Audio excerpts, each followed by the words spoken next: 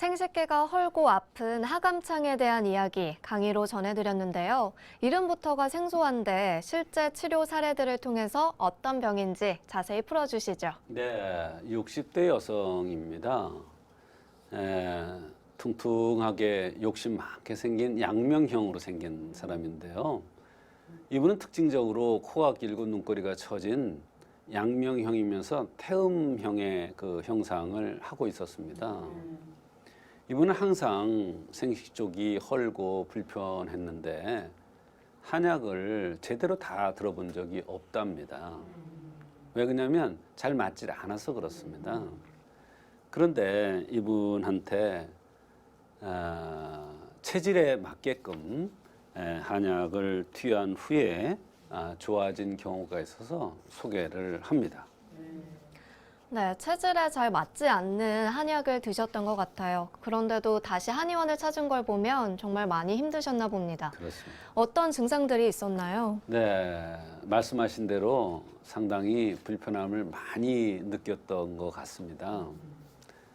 한약을 먹어도 자꾸 부작용만 나고 효과도 잘 못 봤는데 그래도 한방을 다시 찾은 걸 보면 잘 이런저런 치료로 잘 안 됐기 때문에 그랬던 것 같습니다.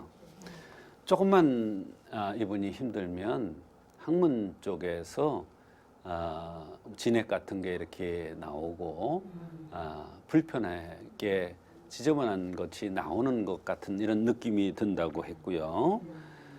우유만 드시면 설사를 한대요. 그리고 조금만 몸 상태가 안 좋으면 대변이 나올 듯한 이런 느낌이 있으면서 좀 더 안 좋으면 분비물이 나온다고 했습니다. 소화도 몇 달째 좋지가 않고 필요하면 속옷이 누렇게 되면서 무엇이 묻는다고 했고 냄새를 맡아보면 냄새가 좀 역하다고 했습니다. 어느 때는 가렵기도 하다고 했습니다. 그런데 아무리 이런 저런 치료를 받아도 잘 되지 않는다고 내원한 것입니다. 3년 전에 치질 수술을 했고 이분은 조금만 움직이기만 하면 얼굴에서 머릿속에서 그렇게 땀을 많이 흘린다고 그랬어요. 근데 제 눈에 이렇게 턱 보니까 얼굴이 너무 크게 생겼고 두상이 크게 생겼습니다. 말하자면 얼굴에서 땀이 나고 머리에서 땀이 난다는 것은 그곳이 허하다는 뜻이에요. 크면 허한 거예요. 이 두상이 크니까 머리 쪽에 땀이 많이 흘렸고 또 두상이 크다는 것이 이 사람의 병을 전체적으로 판단하는데 대단히 중요한 요소가 됩니다. 스트레스 받으면 소변도 자주 보고 입도 마르는 이러한 여러 가지 증상들이 있었습니다. 네, 말 못할 고민이 심하셨을 것 같은데요. 어떻게 치료를 해주셨나요? 호소하는 증상이라든지 나타나는 증상, 생긴 모습, 맥을 통해서 기혈의 승강작용이 잘 안 되고 있구나 하는 것을 알 수가 있었습니다. 기혈의 승강작용이 잘 안 되니까 생식기에서 뭐가 나오고 항문에서도 이렇게 물이 나오는 것 같고 그래서 이귀승향탕이라는 약을 처방을 했습니다. 처방 내용에서 보듯이 이 약은 생식기에 대한 약이 아닙니다. 이귀승향입니다. 위장을 좋게 해주고 승양, 양기를 끌어올리는 그런 처방이라는 그러한 의미입니다. 말하자면 이기승양을 시켜서 비위를 좋게 해주고 기운을 끌어올려 주니까 기혈 승강작용이 잘 되고 순환이 잘 돼서 생식기에서 냄새가 나고 뭐가 묻던 것이 좋아졌던 것입니다.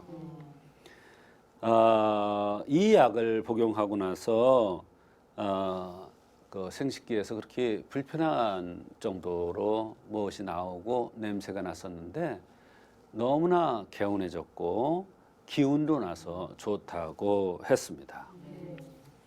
네, 처방해주신 이귀승향탕 어떤 한약인지 좀 더 자세히 설명해 주시죠. 네, 한약 처방이 참 어렵죠. 일반 사람이 들어보면 이기승양탕이라는 약은 기운을 돋궈서 기혈의 승강을 도와주고 또 비위 기능을 돋궈서 팔다리에 힘이 생기게 하고 또 비위 기능이 좋아지면 생식기가 좋아진다는 한의학 이론에 따라서 생식기에 어떤 진물이 나고 냄새가 나고 무엇이 속옷에 묻던 이런 현상들이 좋아지는 그런 약입니다.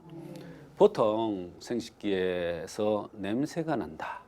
이러면 어떤 균이 있거나 또는 염증 작용이 있거나 이렇다는 것을 얘기해 줍니다.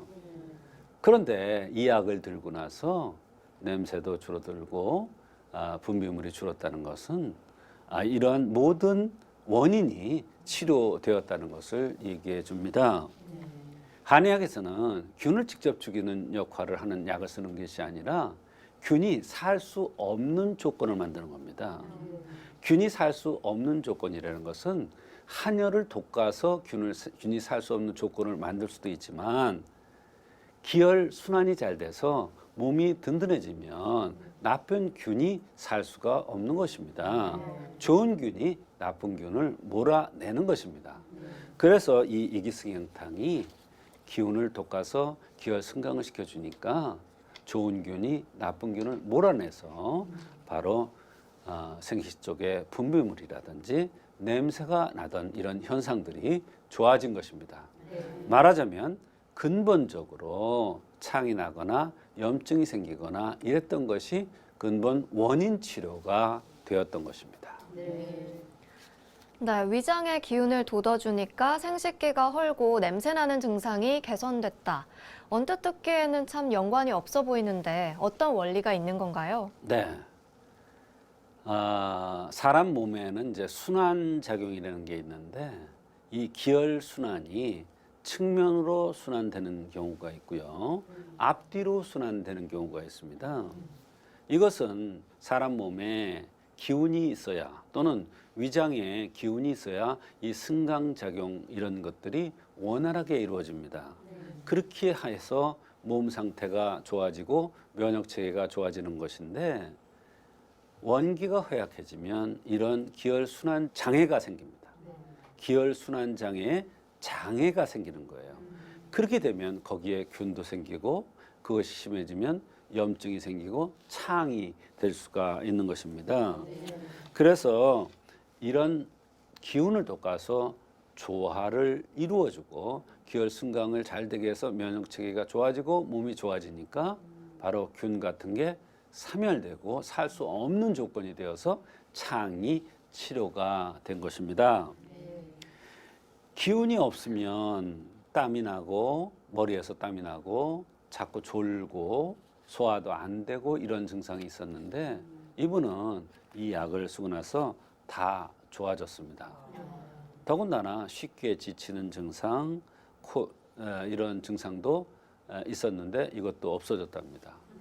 이분은 조금만 피곤하거나 힘들면 콧물도 나고 그랬었는데 이런 것도 좋아집니다. 한의학에서 원기를 돋궈주면 바로 콧물이 저절로 나던 사람이 콧물이 안 나고 입에 마르던 것이 없어지고 또 눈에서 눈물이 나던 것이 정상화될 수가 있습니다. 이것이 바로 순환작용에 의해서 순환이 원활해지기 때문에 나타난 현상입니다. 순환이 잘 되려면 원기가 좋아져야 되고 면역체계가 좋아져야 순환이 잘 이루어지는 것입니다. 냉도 마찬가지입니다. 어린아이들이 냉이 흐른다고 그러는 경우가 있습니다.